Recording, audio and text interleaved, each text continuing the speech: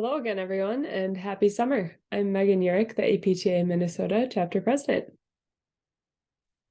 First thing I wanted to start off with is that we now have the updated model bylaws from APTA National. So we're looking to update the APTA Minnesota bylaws, which are the rules which we run the chapter by.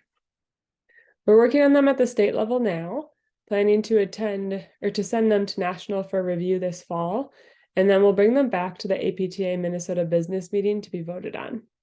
The business meeting will be virtual this year and held in November. The actual date for that meeting will be coming out soon.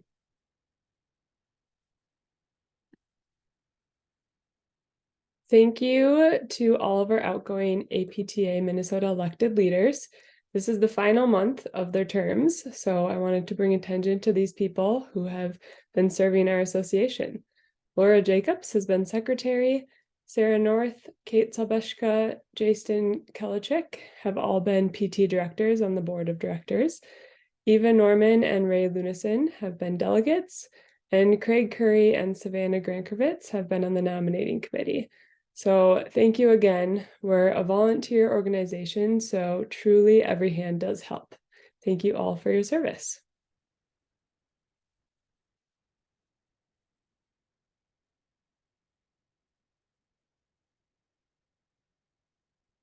The 2023 legislative session ended on time on May 22nd, and the 2024 Minnesota legislature is scheduled to convene on February 12th, 2024. We have a lot of work to do for our PT Practice Act revision bill before then. So now more than ever, we really need a key contact from every district in Minnesota. Please express your interest in becoming a key contact, either on the state level or the federal level, through APTA Engage. Again, you can get there through our APTA Minnesota website or on the link that I'll share below this video. And then the other thing I wanted to bring up is ORCA. This stands for Organization for the Review of Care and Health Apps. It's a digital health app library available to APTA members. Apps in the library are reviewed against the U.S. Digital Health Assessment Framework, and this framework includes components specific to the U.S. on data and privacy, clinical assurance and safety, usability and accessibility, and technical security and stability. APTA is offering free training sessions to members on how to utilize this service. There's a couple more this month, one on June 12th and the 26th. And I've mentioned this many times, but it's exciting news this month that we finally have registration up and running for our Move and Groove APTA Minnesota 5K. So you can register to run or walk.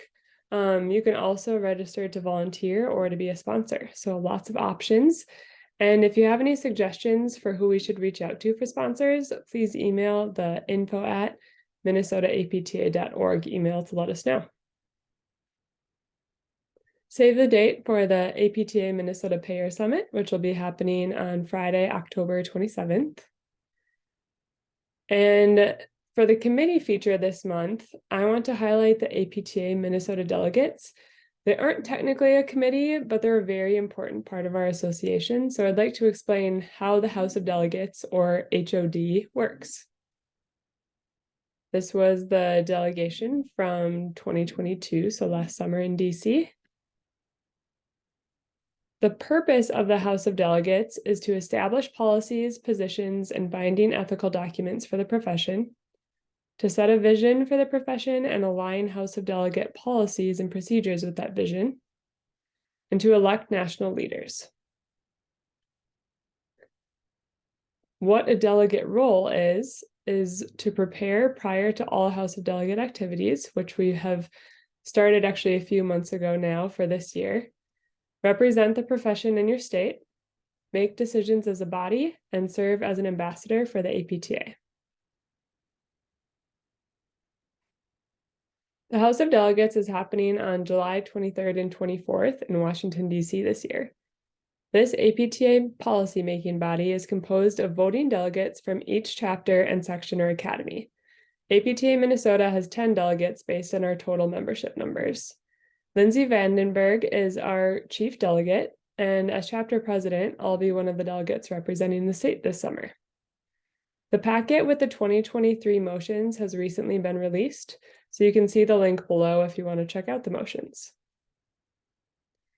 That wraps up the June President's Message video. Have a great start to the summer, and please let me know if you ever have suggestions for these videos.